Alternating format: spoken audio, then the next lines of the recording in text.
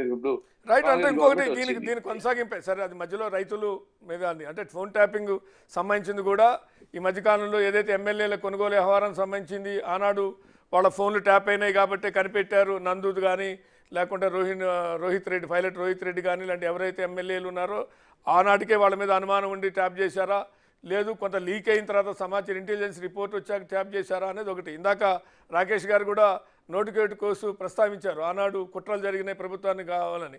ఆనాడు కూడా చంద్రబాబు నాయుడు స్టెఫెన్సన్ మాట్లాడుకున్నటువంటి ఆడియో కూడా బయటకు వచ్చినట్టు కనపడుతుంది. ఆనాడికి కూడా వాళ్ళ ఆడియో అంటే వీళ్ళిద్దరు ఎవరో ఒకరు చంద్రబాబు నాయుడు అన్నా రిలీజ్ చేయాలి, స్టెఫెన్సన్ అన్నా రిలీజ్ చేయాలి ఆడియోని, లేదా ఫోన్ ట్యాపింగ్లో అన్నా ఆడియో బయటకు రావాలి. అక్కడి నుంచి ప్రస్తావన బహుశా స్టార్ట్ అయ్యింది అని, కొంత ఫోన్ ట్యాపింగ్ అనేది అక్కడే మొదలైంది. ఎందుకంటే గవర్నమెంట్ వచ్చిన తర్వాత శాసన మండలి ఎన్నికలు, ఎమ్మెల్యే కోట ఎమ్మెల్సీ ఎన్నికలు అక్కడి నుంచి మొదలై బహుశా అనుమానం పెనుభూతంగా మారి ఫోన్ ట్యాపింగ్ విస్తృతం అయిందే అనేటువంటి దానికి ఏమన్నా బీజం పడ్డదా?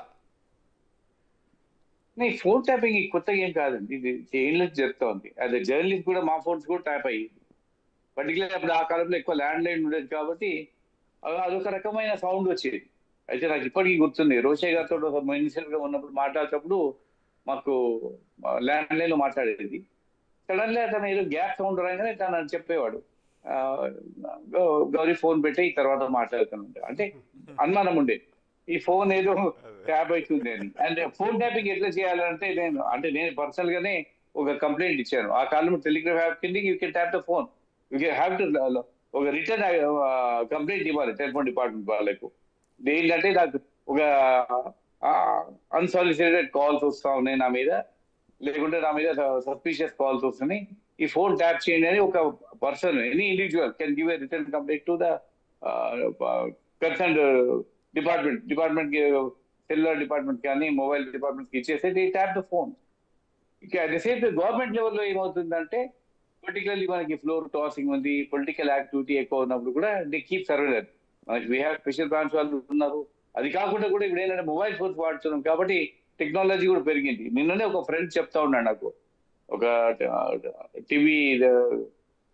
టీవీలో పనిచేస్తాడు, అతను చెప్తా ఉన్నాడు, నౌ వీ హ్యావ్ టెక్నాలజీ ఎట్లా వచ్చాయంటే, ఒక కార్ లో have so much sophisticated equipment, ఒక కార్ వెళ్ళి ఒక పక్క బిల్డింగ్ లో పెడితే అంటే ఆ ఏరియాలో ఉన్న దగ్గర 1000 ఫోన్స్ కూడా వీ కెన్ ట్యాప్ చేయొచ్చు అని ఆ టెక్నాలజీ ఉంది. ఇంకోటి నాకు ఇప్పటికీ గుర్తుంది, Israeli farmer prime minister Simon Paris వచ్చాడు, హైదరాబాద్కి వచ్చిండు.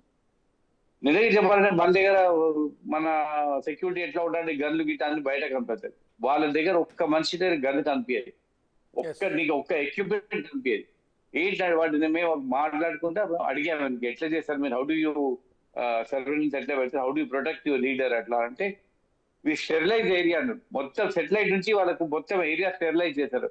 ఆ ఏరియాలో ఏమున్నాయి, అసలు ఏమైనా హానికరమైన వస్తువులు ఉన్నాయా, వెహికల్స్ ఉన్నాయా, ఏమున్నాయా, మొత్తం స్టెరిలైజ్ ఏరియా. అప్పుడు వాళ్ళ ప్రైమ్ మినిస్టర్ కానీ మాజీ ప్రైమ్ మినిస్టర్ కానీ అలౌ చేశారు వాళ్ళు. So this we have lots of technology now. Me studio పక్కన ఒక కార్ పార్క్ చేస్తే మీ స్టూడియో కార్ ఇక పక్కన ఉన్న 1000 ఫోన్లు కూడా వినొచ్చు, అట్లా టెక్నాలజీ వచ్చింది. కాబట్టి this is very common. But ఒకటి లీగల్ గా కొన్ని ఫోన్ ట్యాపింగ్ చేయవచ్చు, where you can give return, but illegal tapping ఎక్కువ అవుతుంది. పొలిటికల్ రైవల్స్ మీద కన్నేసి పెట్టడము, లేదంటే యాంటీ నేషనల్ ఎలిమెంట్స్ మీద కానీ ఎక్స్ట్రీమిస్ట్ ఎలిమెంట్ మీద వాళ్ళ మీద పెట్టడం, ఆ ఫోన్ ట్యాప్ చేయటము. గోల్డ్ స్మగ్లర్స్ మీద బాంబేలో ఉన్నప్పుడు అప్పుడు చాలా గోల్డ్ స్మగ్లర్స్ మీద ఫోన్ ట్యాపింగ్ చాలా ఉండేది.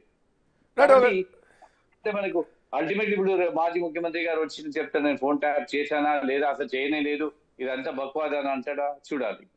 చిన్న బ్రేక్